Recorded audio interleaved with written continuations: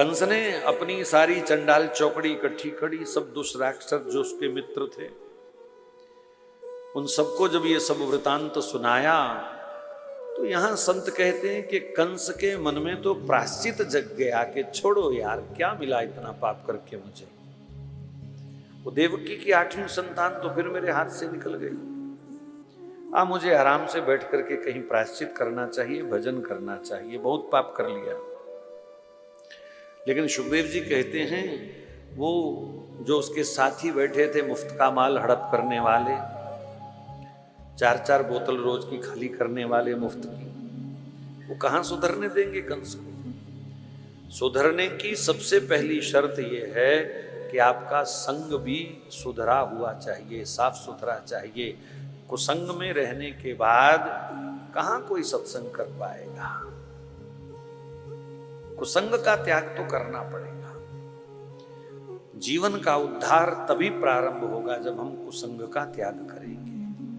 उन्होंने कहा कंस चिंता मत करो यार, तेरे जैसा इतना बड़ा योद्धा वो छोटी सी बच्ची की बात सुन करके डर गया। अरे हम काहे को बैठे हैं, चिंता मत करो।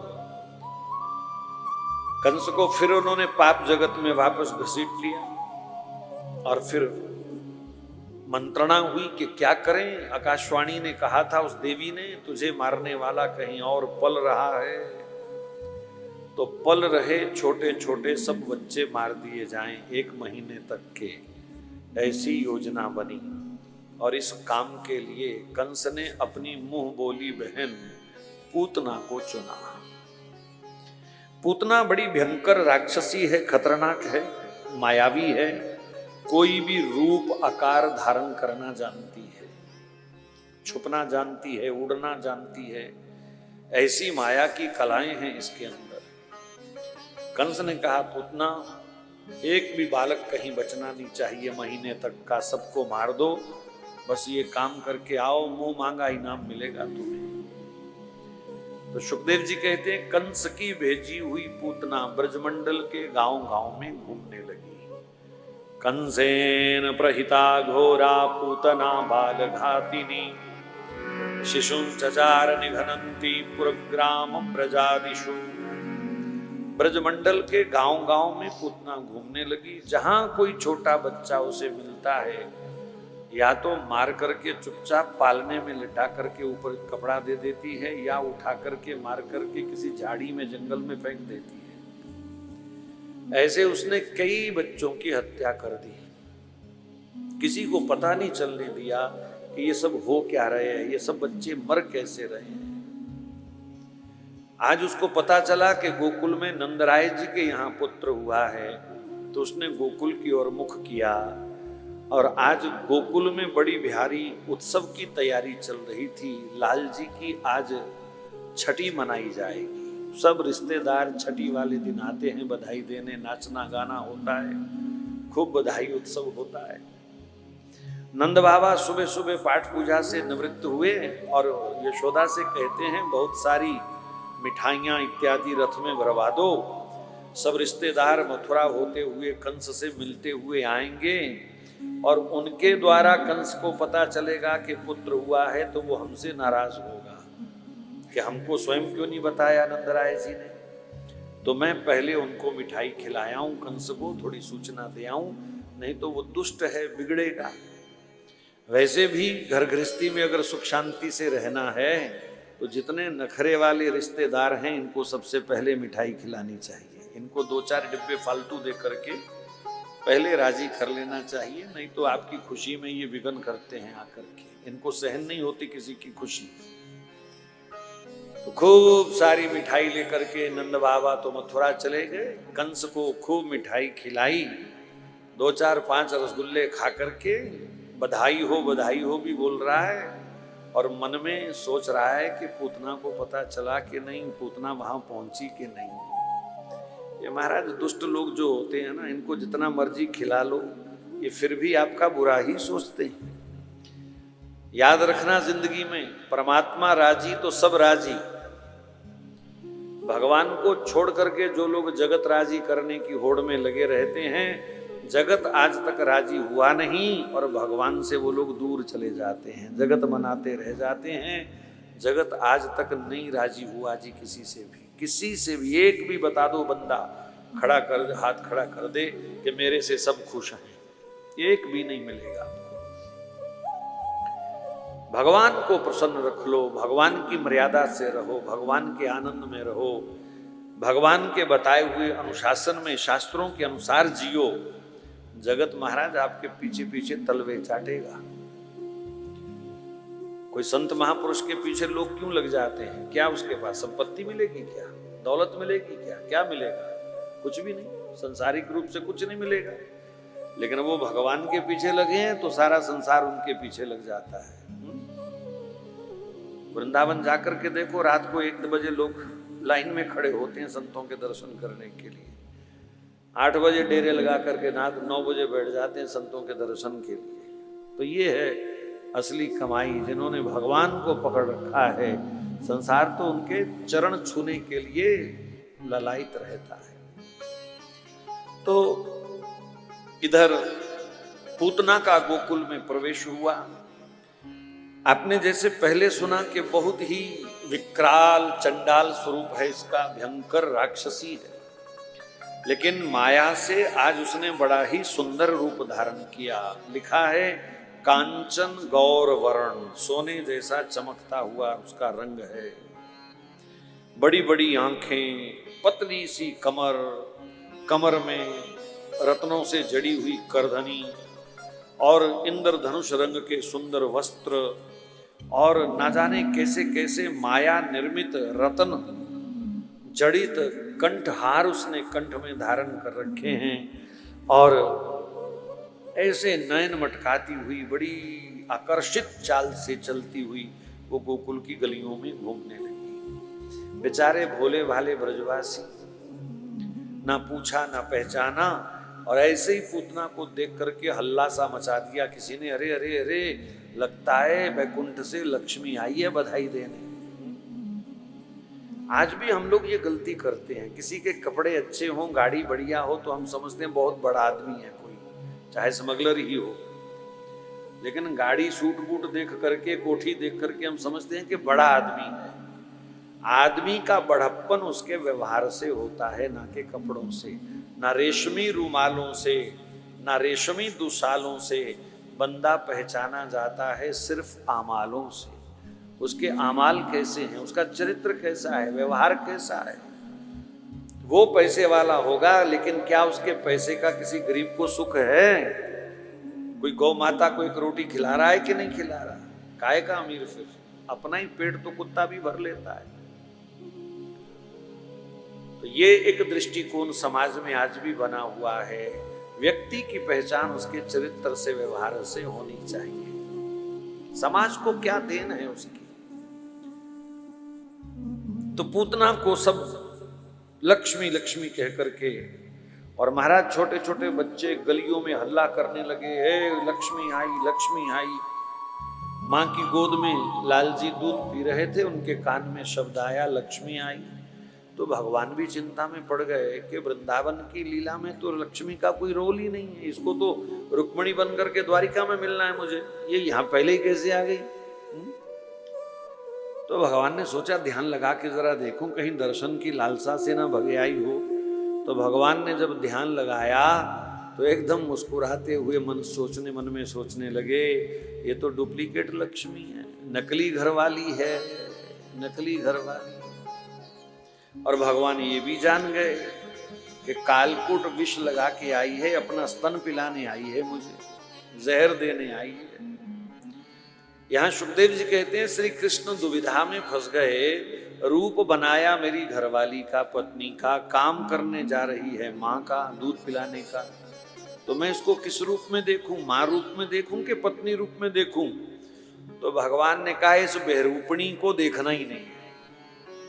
ये बात याद रखना, जो ज्यादा बन-ठन करके बहरूपिये बन के वृंदावन जाते हैं ना, अपनी असलियत छुपा करके हैं, ऐसे बहरूपियों को ठाकुर जी देखते नहीं हैं।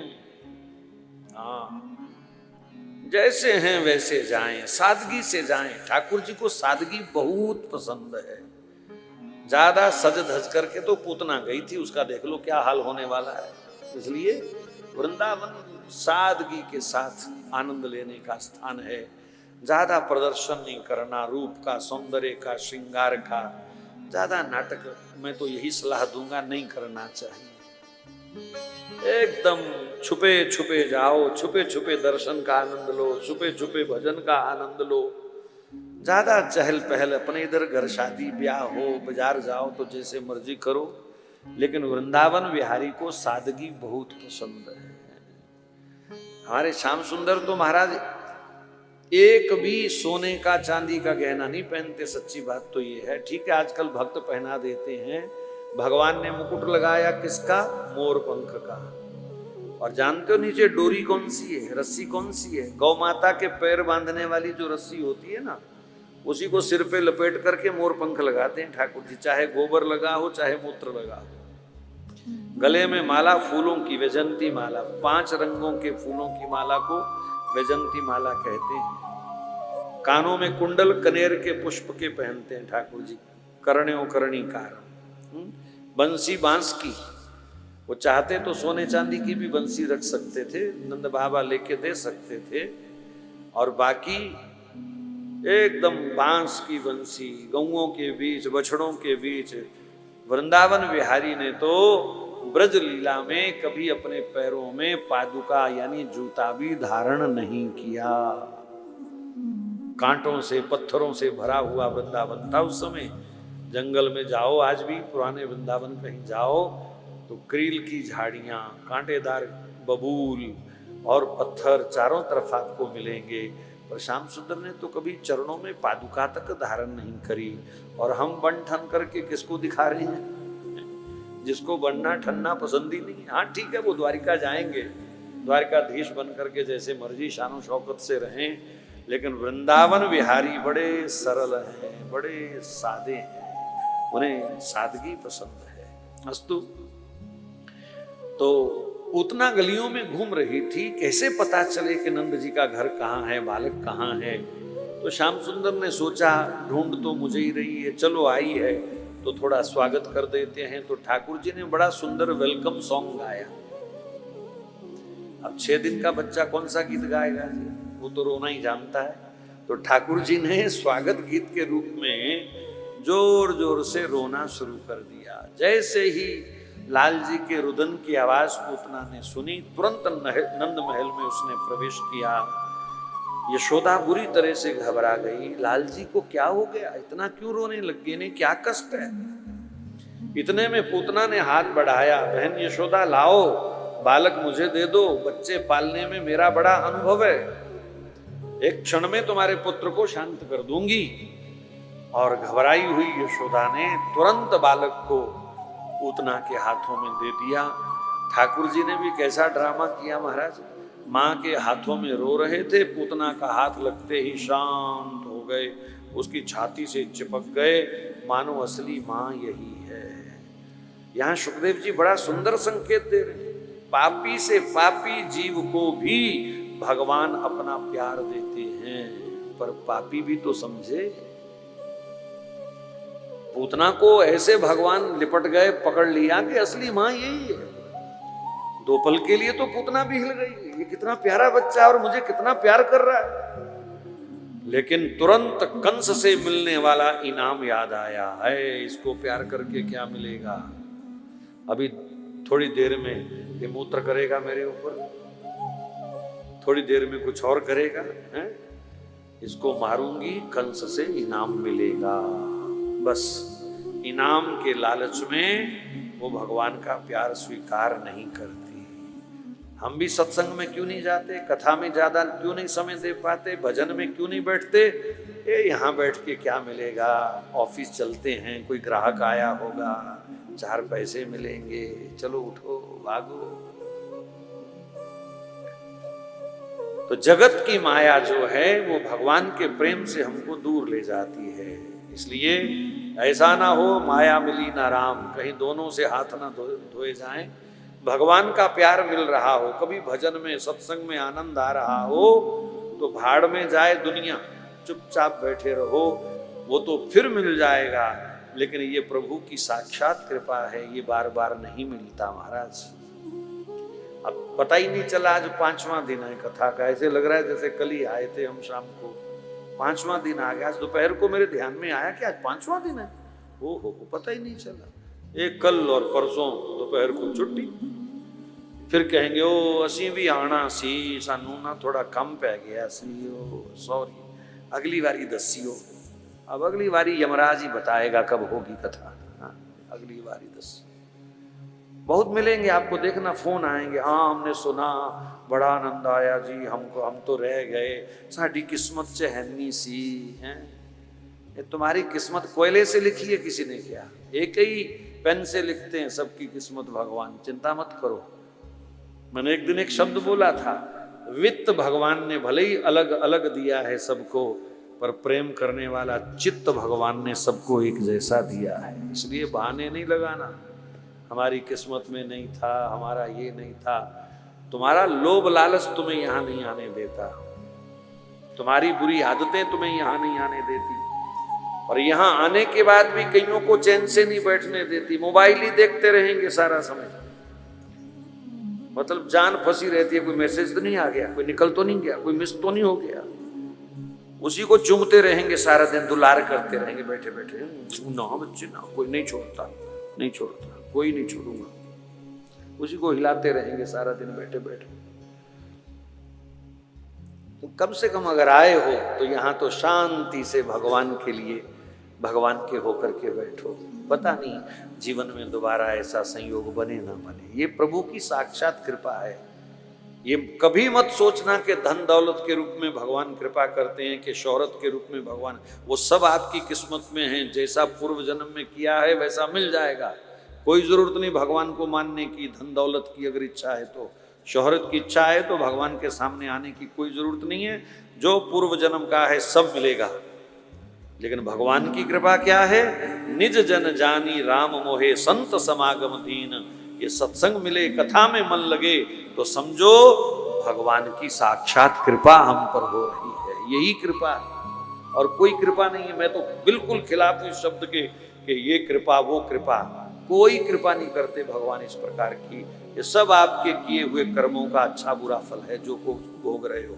कृपा तब मानना जब सब छोड़ छाड़ करके भगवान में तुम्हारा मन लगे, सत्संग में तुम्हारा मन लगे, सेवा में, सुमिरन में तुम्हारा मन लगे, भगवान के चरणों में कुछ घंटे बैठने की तुम्हारी इच्छा बने, तब समझना भगवान की कृपा है। अगर संसार की दौलत भगवान की कृपा से मिलती है तो नास्तिक लोगों को पास धन कहां से आया? वो तो भगवान को मानते ही नहीं, वो तो जोत बत्ती नहीं जलाते, कभी हाथ जोड़ के प्रार्थना भी नहीं करते। ऐसे ऐसे नास्तिक करोड़ों की संख्या में है और आपसे महंगी गाड़ियों में घूमते हैं वो बढ़िया। तो भगवान की कृपा तो यही है कि आपका सत्संग में, भजन में, हरि चर्चा में मन लग रहा है कि नहीं लग रहा है। यहां से अंदाजा लगाओ कि भगवान की कितनी कृपा है हम पे। तो हम चर्चा कर रहे थे, पूतना को भगवान ने स्वीकार किया। मानो कह रहे हो, देख पूतना मैं जानता हूं तू क्या है, कौन है, क्यों आई है, पर फिर भी मैं तुम्हें अपना प्यार दे रहा हूं, अब तू भी छोड़ गंदगी मेरी हो जा। लेकिन माया में फंसा हुआ जीव भगवान का प्यार नहीं समझ पाता। समझता है तो स्वीकार नहीं कर पाता। लोभ लालच में बुद्धि उसकी फिर बर्बाद हो जाती है, दूर चला जाता है भगवान से। तो पूतना भी इस बात को समझ नहीं पाई। यशोदा तो बड़ी खुश हुई, बहन बड़े अच्छे समय पर आई, तू खूब मिठाइयाँ दूंगी, खूब गहने दूंगी, कपड़े दूंगी, तुझे इधर ही रहना, आज बहुत बड़ा उत्सव है मेरे घर में। हाँ हाँ बहन चिंता मत कर तू। और यशोदा तो उत्सव की तैयारी में घर के काम में लग गई। और पूतना को जैसे ही एकांत मिला, उसने अपना वस्त्र हटाया, कालकूट विष लगा के आई है स्तन पर, और वो स्तन उसने बाल कृष्ण के मुख में दे दिया।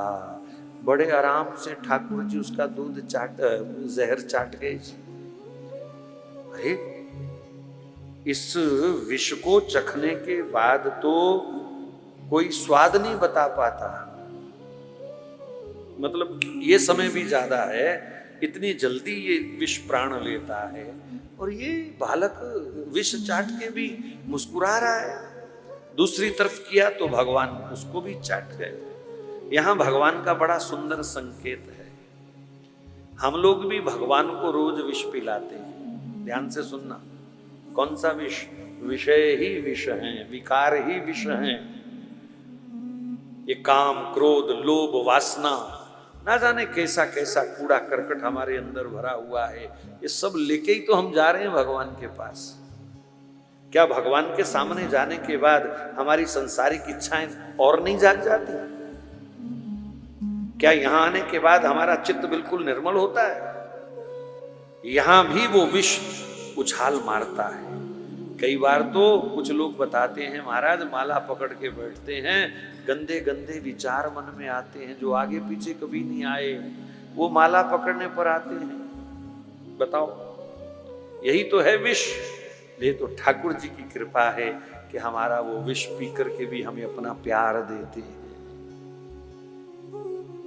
तो भगवान ने तो विष पी करके भी मानो पूतना का भाव स्वीकार किया। चल कोई बात नहीं, विष पिला के भी तू मेरी हो जाए ना, मुझे कोई आपत्ति नहीं है, ले तेरा विष पीता हूं। लेकिन जब पूतना नहीं सुधरी, तब भगवान ने दूसरे घूंट में उसका दूध खींचा और तीसरे घूंट में फिर भगवान ने उसी स्तन मार्ग से पूतना के प्राण खींच लिए। जैसे ही प्राण उसके बाहर आने लगे, भयंकर पीड़ा हुई उसको। मुंच मुंच, छोड़ दे छोड़ दे, ऐसा जोर जोर से चिल्लाते हुए पूतना एकदम पीड़ा से छटपटा गई और उसका असली स्वरूप प्रकट हो गया। वो जो नकली ड्रामा किया था उसने, अप्सरा जैसा रूप बनाया था, लक्ष्मी जैसा, वो सब समाप्त हो गया। काली कलूटी इतनी जैसे कोई कज्जल की पहाड़ी हो, घने घने काले काले लंबे लंबे बाल और लंबे लंबे उसके नाखून, मोटे मोटे पीले पीले तीखे तीखे उसके दांत, पेड़ों के टूटे हुए ठूठ जैसे, ऐसा भयंकर विकराल उसका स्वरूप। उसकी चीख सुनते ही यशोदा भागी बाहर और इधर उधर जो ब्रजवासी थे सब आए सामने। पूतना तो बालक को लेकर के आकाश में उड़ गई और यशोदा इस दृश्य को देखते ही मूर्छित होकर के गिर गई। अब पीड़ा के मारे वो बालक को छुड़ाना चाह रही है, लेकिन भगवान ने पता नहीं कैसे पकड़ लिया है, छोड़ ही नहीं रहे उसको। मुंच मुंच, छोड़ दे छोड़ दे। भगवान ने कहा अभी 6 दिन का हुआ हूं, माँ ने पकड़ना सिखाया है, छोड़ना नहीं सिखाया। ऊपर आकाश में जाकर के भगवान ने जोरदार झटका दिया, पूतना के प्राणों का अंत हो गया। बेडोल बेजान पूतना ऐसे ऊपर से कटी पतंग की तरह आकाश से धरती की ओर जब आई तो ठाकुर जी ने घुमा करके उसको यमुना किनारे कंस के बहुत बड़े बगीचे पर गिराया। हजारों पेड़ महाराज उसके नीचे दब गए। बड़ा लंबा चौड़ा बगीचा था। भगवान ने पूतना को उसके ऊपर गिराया, मतलब अंतिम संस्कार के लिए लकड़ियों का भी प्रबंध कर दिया ठाकुर जी ने। नंद बाबा की बहन सुनंदा पूतना की छाती पर चढ़ गई, रो रही थी, घबराई हुई थी, बालक पता नहीं जीवित मिलेगा कि नहीं मिलेगा।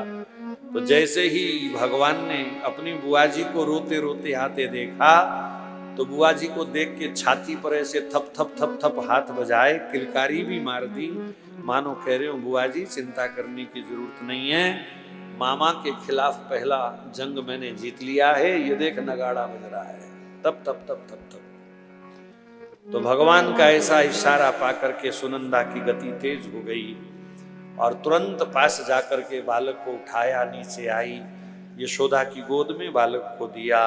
पुत्र का स्पर्श मिलते ही यशोदा की मूर्छा टूटी और बाल कृष्ण को लेकर के सीधी भागती हुई गौशाला में चली गई। यहाँ गौ माता की महिमा सुनो। गौमूत्रेण स्नापित्वा च पुनर्गौरज सार्भकम। अपने लाला को गोमूत्र से स्नान करवाया। किससे स्नान कराया? डिटॉल से नहीं, गौमूत्र से। गौमूत्र से स्नान कराया। सारे शरीर पर माता ने गौ माता के चरणों की रज का लेपन किया। ये बिल्कुल सत्य कह रहा हूं जिम्मेवारी के साथ। गौ माता के मूत्र जैसा कोई एंटीबायोटिक नहीं बना आज तक।